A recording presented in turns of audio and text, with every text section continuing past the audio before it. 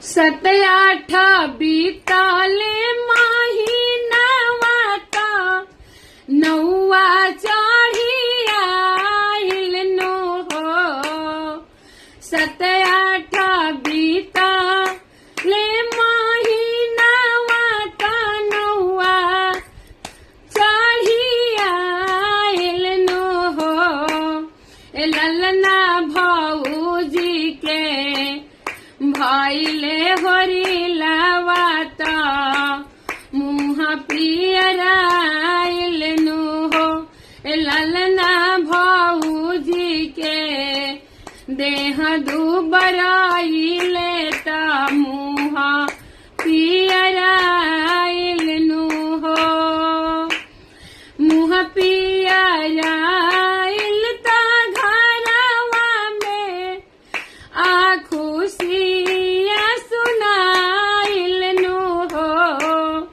ललना भौजी के भइले होरी लावाता सोहर गवाइल नु हो। ललना भौजी के भइले होरी लावाता सोहर गवाइल नु हो। बबुआ हमारा तो गायक होई है ओह से ऊपरा नायक होई है हो। ललना क्षेत्र के अपना विधायक होई है जनता के सहायक होई है हो।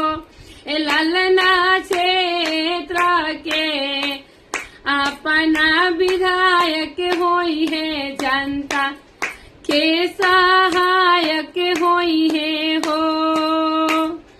बबुआ के पापा मनोज पापा बबुआ के पापा मनोज पापा खुशिया में आइले नु हो। बबुआ के चाचा कमलेश चाचा खुशिया में आइले नु हो।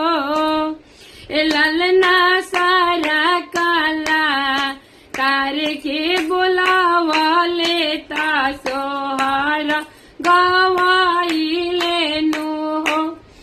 ललना सारा काला कार के बुलावाले ता सोहर गवाइले नु हो।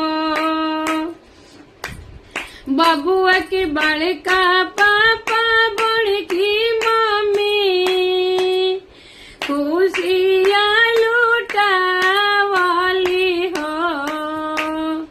बबुआ के बड़का पापा बड़की मम्मी खुशी या में आइली नु हो।